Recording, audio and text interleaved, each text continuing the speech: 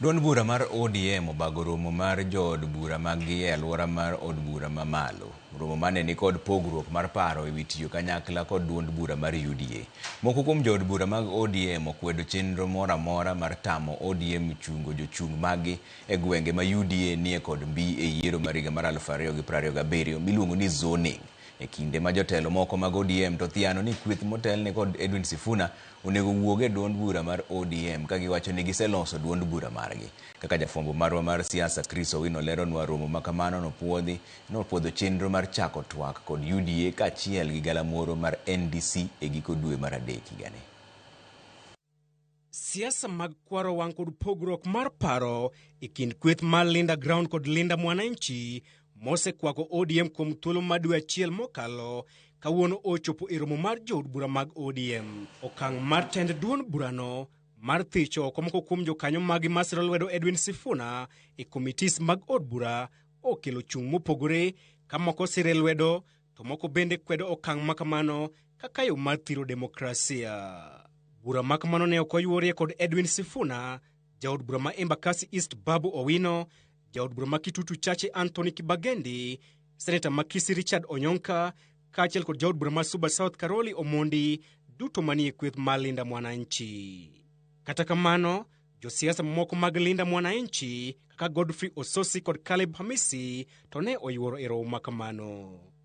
Paro mar miyo duond buche thuolo mar chungo jochung' magi e gwenge maginie kod mbi kende mong'ere ka zoning bende okelo pogruok. Moko kuom jo od bura mag ODM ywak ni UDA osekedo jochung' madhi piem kodgi e yiero mabiro e gwenge maggi. Jatend jood bura manok Junet Mohamed kata kamano ombuno dhoge ewi wachno ka osingo ni gibiro chiwo ler e ndalo mabiro. PG also agreed that they will strengthen the party and then they will make it vibrant and they will maintain every parliamentary seat that they occupy today, either in the National Assembly or in the Senate under ODM, and make it more.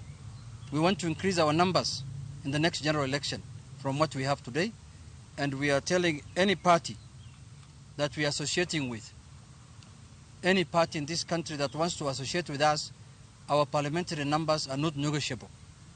We can negotiate on anything but not on our parliamentary strength. Junet Mohamed korka kore onyonore motegno ni ok gibi chiemo e mesa achiel kod jogo manyiso achaya ogai margi Dr. Oburu Oginga. Jaod bura ma Suba North Milly Odhiambo kod nyawadgi mar Rieda Dr. Otiende Amolo kata kamano otemo bedo jothek e kind kweth ariyogo ka gidwaro mondo wich pachgi e okenge mar neno ni ODM owuotho e twech achiel. Bura makamano opuodho Dr. Oburu Oginga mondo chak twak kod duond bura mar UDA kaachiel kod duond buche mamoko e ikruok ne yiero maduong' mabiro. Parliamentary group meeting also endorsed the decision of the NEC to give mandate to our party leader to start the process of negotiation with other parties, with like-minded parties, starting with the UDA party, under the way the Central Committee and the NEC Committee, the NEC Committee approved. Romono bende opuodho chenro mar bago galamoro maduong' mar ODM e giko dwe mar adek higani mar puodho chenro mag siasa.